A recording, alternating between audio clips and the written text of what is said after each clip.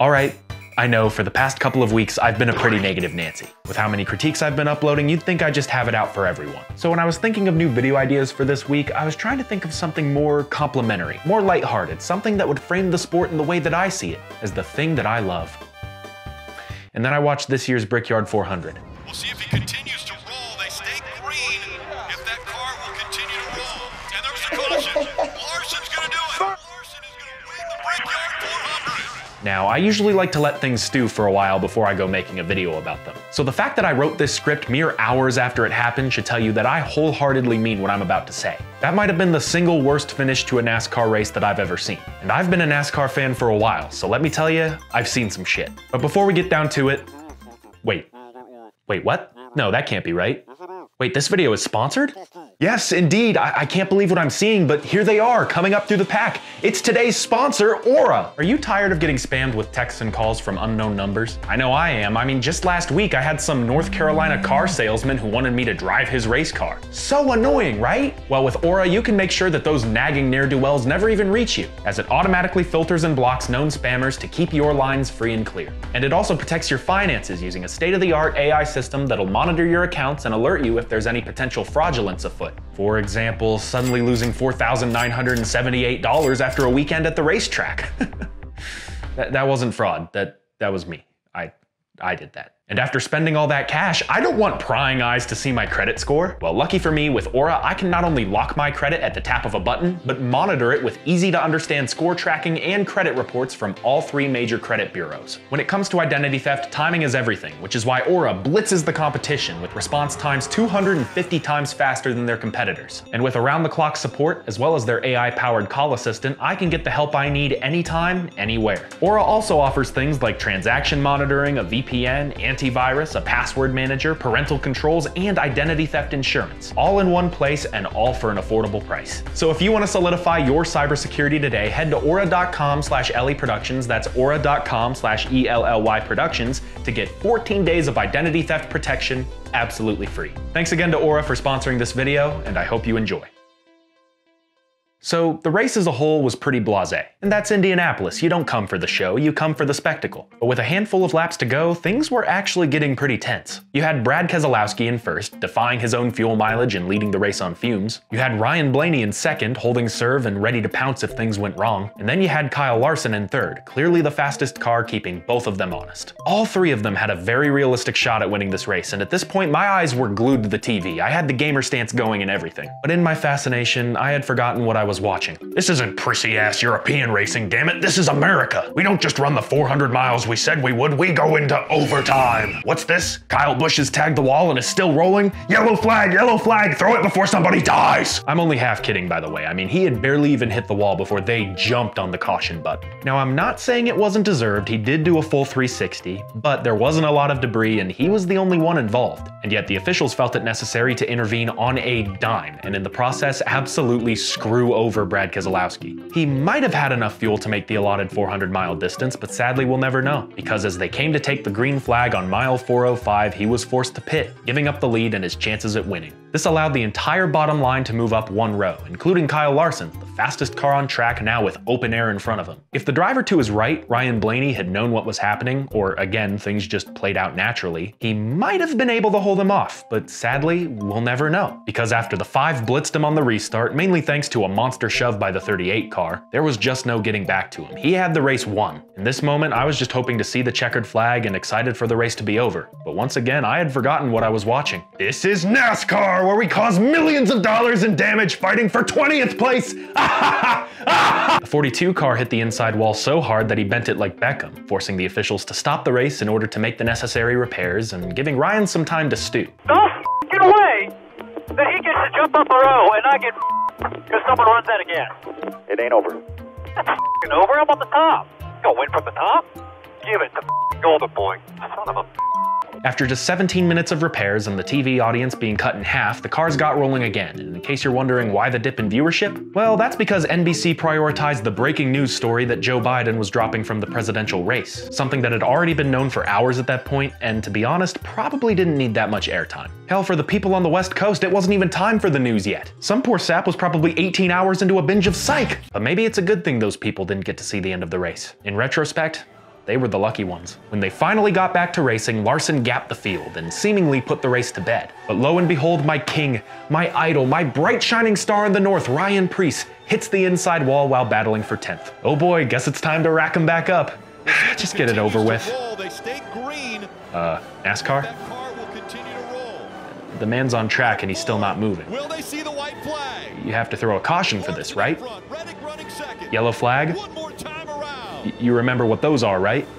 Hello? Hello? Anybody home? All right, throw the caution. Any day now. What the hell's happening? And there's the caution. Larson's going to do it. Larson is going to win the Brickyard 400. Finally! What? What? What? What? What? That was bullshit.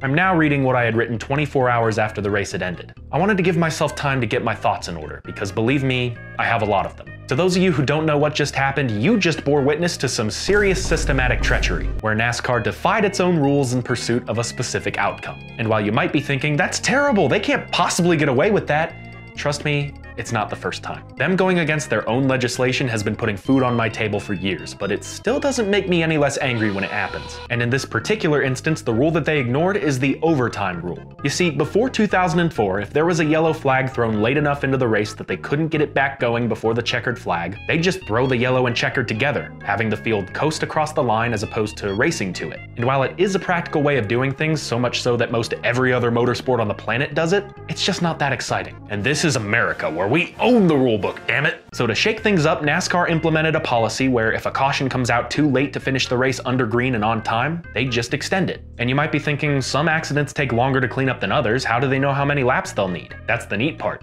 They don't. In a NASCAR overtime, they can pace and keep pacing until the cows come home. So long as they believe the track will eventually be safe enough to race on again, NASCAR will gladly tick off as many yellow flag laps as they need, sometime to the detriment of its car's fuel tanks. And that leads us to the good old green-white checkered. You see, all of this pacing and waiting and wanting to pull your hair out sets up a 2-lap dash to the finish. With 2 to go, they take the green, with 1 to go, they take the white, and they end the race under the checkered flag. Simple stuff. What isn't so simple is their policy regarding, once again, yellow flags. If a caution comes out during the white flag lap, then it's the same as before. The race would be over. But if a caution comes out anytime on that green flag lap, then they'll extend the race further and try again. This is why commentators put so much emphasis on getting to the white flag, because no matter what happens after 1 to go, the next flag will end the race, whether it's the yellow or the checkered. No, it's that penultimate lap, the one where they get back to racing, that's so critical, because if something happens then, well, you get another life. You get to try again. Like a baseball game, a period of NASCAR overtime could theoretically last forever. So yeah, it can get pretty painful. And with all of that considered, I can understand wanting to give the 41 car a chance to fire it back up. But by the time the leaders were in turn 4, it was abundantly clear that he was out of gas. He wasn't going anywhere. And yet they kept it green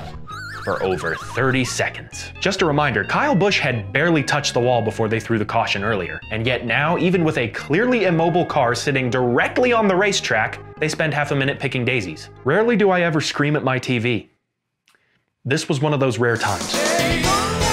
I was just incensed, not just because of the blatant ignorance of their own rules, but because I was getting deja vu. A year ago, the same car was parked on the same part of the racetrack, and just like this year, NASCAR ignored it. And may I just say, thank you Pocono fans for not taking any of NASCAR's bullshit.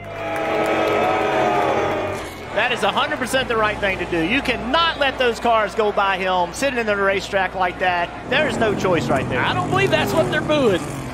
Way to go, guys. I don't think that's what they're booing, buddy. Well,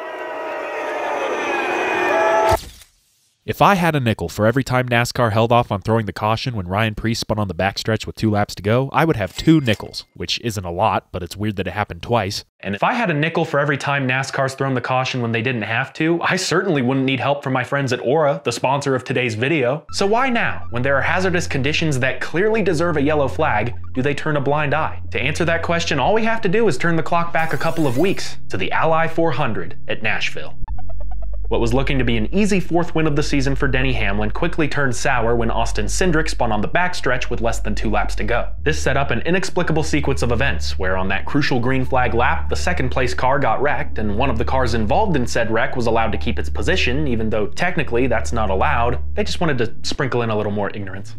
Well done, NASCAR. Well, it wouldn't end up mattering because that car would be involved in a pileup. And then there'd be another one, and then another one, and then finally, after all of the race's original leaders had already run out of gas, Joey Logano, who was 14th at the time of the initial caution, won arguably the most undeserved race of his career. And that's saying something. In total, NASCAR needed 5 overtime attempts to polish it off, even bragging about it on their social media, making a race that was supposed to be 400 miles and adding an extra 41, all for a field of wrecked race cars and some really tuckered out fans. So yeah, in this moment, that's probably what they're thinking about. If they throw the caution, they risk another situation like Nashville, putting themselves through 11 bajillion overtime attempts just to get some mid-pack winner. So yeah, I can understand why they'd wait to throw the caution, but in doing so, they seem to be forgetting one teensy-weensy but ever so crucial little tiny detail. That's not the rule! The whole point of NASCAR overtime is to ensure a green flag finish, to ensure that the fans will see a race to the line, not a pace to it. And yet they're just throwing the caution anyways, only now they're just waiting until the white flag lap to do it. So that begs the question, why? Why have this mind-numbingly overcomplicated system that takes me half a script to explain just to get the same outcome? It doesn't make any sense, and believe me, I wish it did. Like anyone else with a pulse and a brain, I hate seeing a race end under caution. I used to love the overtime system when they enforced it properly. But now NASCAR's back to its old ways, bending the rules right in front of us and expecting us not to notice. Well, we do notice, NASCAR, and while I can't speak for everyone, I can honestly say, I'm sick of it. I'm sick of the question marks, the flimsy excuses, the constant ass covering. I'm the guy your new audience comes to when they have questions about you. So tell me how I'm supposed to explain these things that I can't even explain myself. Things can't stay this way. As a sanctioning body, it's your job to either enforce the rules or change them. So stop doing neither. Anyways, that's about it. I'm sure I'll be making another one of these fucking videos in a year. Once again, thanks to Aura for hopping on board. Be sure to check them out, link in the description. And as always, thanks for watching.